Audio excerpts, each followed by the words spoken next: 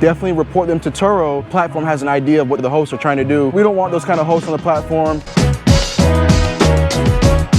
And I'm making $225 off this trip. And to say that I just got back from vacation, already back to making money.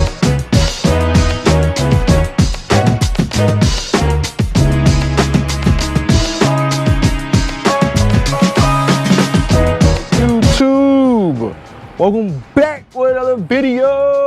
So in today's video, we're gonna be talking about 5 things you should know as a guest on Turo. Usually I make videos about things you should know as a host, but in today's video, we're gonna switch it up as a guest. As some of you don't know, I am a Turo host on the Turo platform. I have this 2017 Volkswagen Tiguan that I rent out on a platform. I rent it for about $60 a day on the Turo platform. Fully loaded, got Apple CarPlay, leather seats, panoramic sunroof. It has everything that you would want and need in a rental car and then some. Not only that too, plenty of room for your luggage or anything that you may be bringing on your vacation. By the way, I am located in Charleston, South Carolina, and I've been doing this for about 3 years now. I have an idea of what you should know, even being a guest slash host. I'm gonna be making a video coming up very soon on Monday, renting a car out on Turo. I'm gonna be renting a Tesla, a 2020 Tesla Model 3 Performance. You don't wanna miss that video. It's gonna be really nice, really cool. I'm gonna give you the real POV of how it is to be a guest on Turo. It's gonna be a fun video. I've never driven a Tesla before, so it should be something different and interesting. Sorry for all the noise in the background, but we are live in the field. I just left the car wash over there. I'm in this church parking lot recording this video. If I look sweaty, that's why. We're always working, moving and grooving.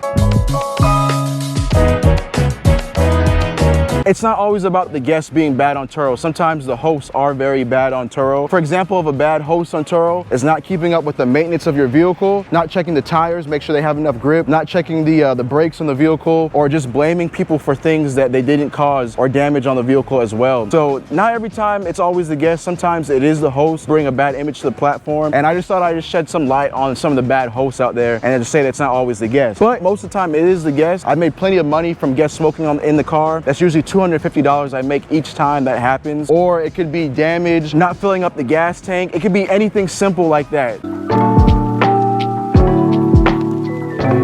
So the first thing I would say, and this is the first thing I tell my host too, is to take plenty of pictures to back up everything, because that's basically your insurance. If you can prove somebody else damaged it, you get covered. So if you didn't do any of the damages to the car and they're already pre-existing, like for example, on my vehicle, I have some curb rash right here. Usually I tend to let things like that slide, or if they were to damage the tires, that's when it's gonna be an issue. I let slide, and I don't like to like nitpick for things like that. But some Turo hosts, they are really strict and play by the book. If you damage or put anything on their car that's not there, they will nitpick you. So to make sure you're covered on little things like that or anything, you definitely want to take pictures, because that's the only way you're going to have insurance on the platform. Without that, you're not being covered. The host could easily blame you for something that you didn't do. So with guests and hosts, take plenty of pictures, make sure we're both good, you know, so you can't blame me, I can't blame you.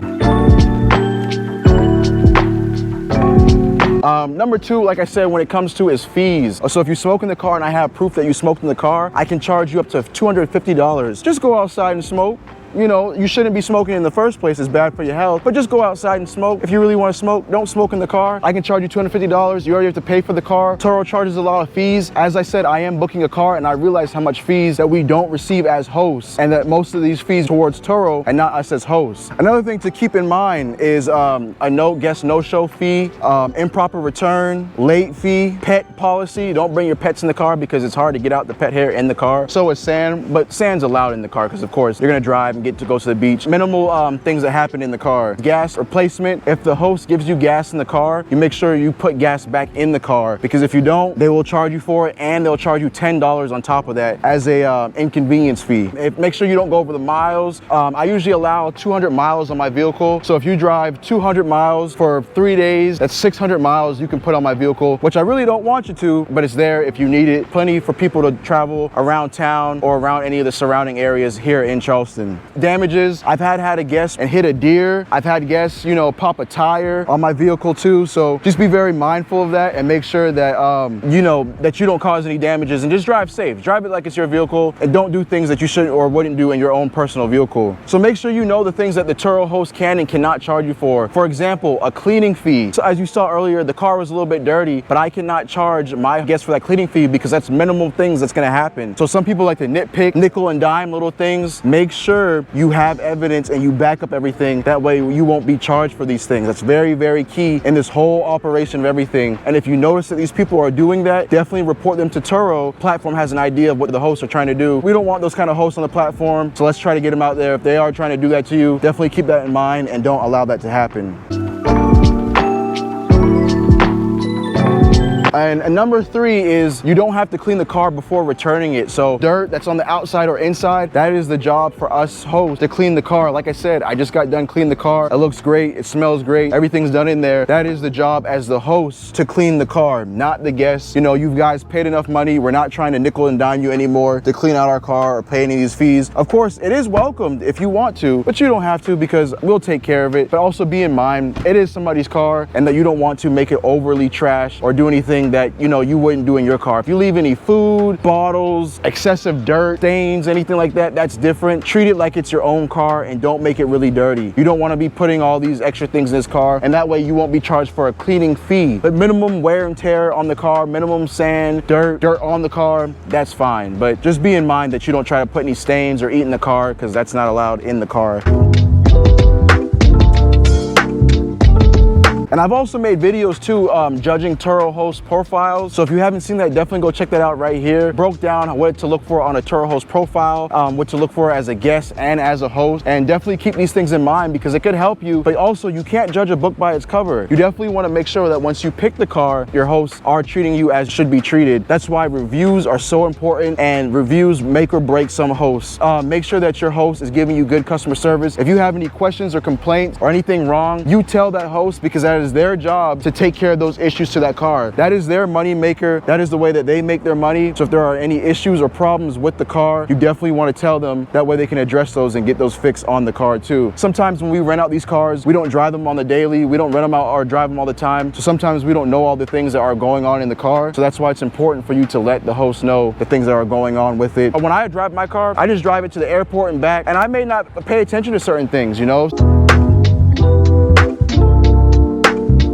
Number 4 would be mindful of your miles. So if you're going over the miles, so say, like I said, I allow 200 miles per day for this vehicle, and that's plenty of miles to be allowed for this vehicle. That can take you pretty far. 200 miles is pretty far. That's almost a half a tank or a full tank of gas, and you can go pretty far while driving that. But be mindful of it. If you find yourself getting closer to that, reach out to your guests.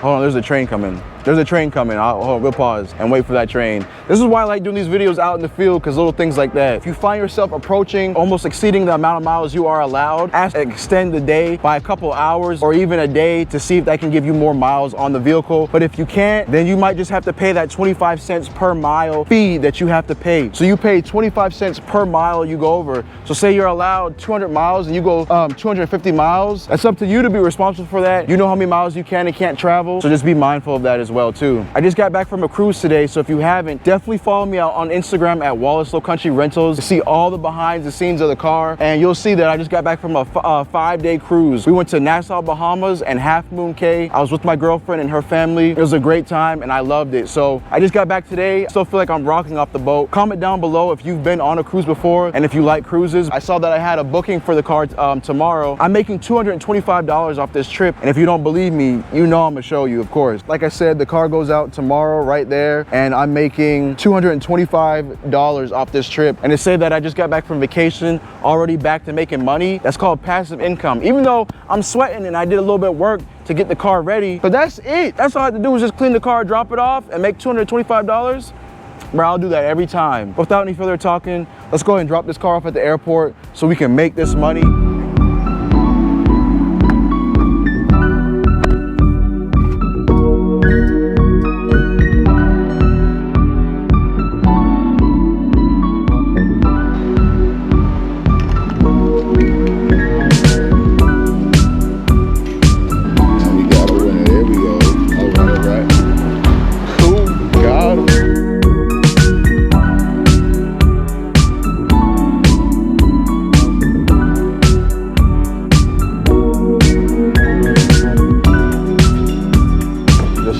I got my girlfriend parking up the car with me. Shout out to you, Mariah, for doing that for me. I do appreciate it. So that's another, like I said, that's a key way I'm able to do this from the airport and make all the money and help out my guests, is offering it at the airport. It's a big major key with all of that as well. But I would say the last tip and trick is definitely check out some of the terms and services that Turo does offer for the vehicles. If you know, they like to say ignorance is bliss. If you don't know about it, if you don't know what's covered and not covered underneath everything, then you won't be covered. So definitely read about that before you rent a car, what to expect, what not to expect, the do's and the don'ts that Turo tells you on the app before you rent out a vehicle. So it's now the next day. This is going off about being a good host and not blaming your guests for anything. So my guest, she just checked into the vehicle that we dropped off yesterday at the airport, and I left the parking ticket right here. As you can see right here on the dash, it says the time. It was checked in and checked out. It's all right there. But she just called me and said the airport charged her $731. I drop off of the car later on in the day. It won't exceed the amount of $17, but there should be no reason why it's $731. So we're gonna call the airport and see what's going on. I don't know what happened. I gotta see what really happened and what's going on. But this is all about being a good host and not blaming the guests and not trying to be bad and mess over my guests for any reason. But this is kind of out of my control, because that's between her and the airport. But since it is my car, I'm gonna do some more information, but we'll get back to y'all. This is behind the scenes too. So I think this is the phone number right here. So I just copy and paste it, call the number, and let's see. Parking, how can we help you? Hello, ma'am. So as you see right there, you type of the email, something simple, easy, and I got the picture right there, the ticket of the dash. That's why you always take a picture of the dashboard with the ticket, just in case something happens, because stuff like this happens. So we're gonna go ahead and get that sent over. As you can see right there, the refund has been sent to my guest. It was gonna charge her up to $714 for the parking. As you can see, it came from Charleston International Airport, $714. So she was refunded, and I'm glad that got taken care of. And also, I'm editing the video right now that you're watching, so it's pretty cool. I'm editing that video right now. That's gonna wrap things up right there. Check out Turo's terms and services. If you like today's video, please like, comment, subscribe. Definitely stay tuned when we rent out a Tesla on Monday. We're definitely gonna be renting out that soon, so I can't wait. And if y'all like today's video, please like, comment, and subscribe. And thanks for watching, y'all. We got major heat coming out soon, so definitely subscribe. You don't wanna miss it. Peace.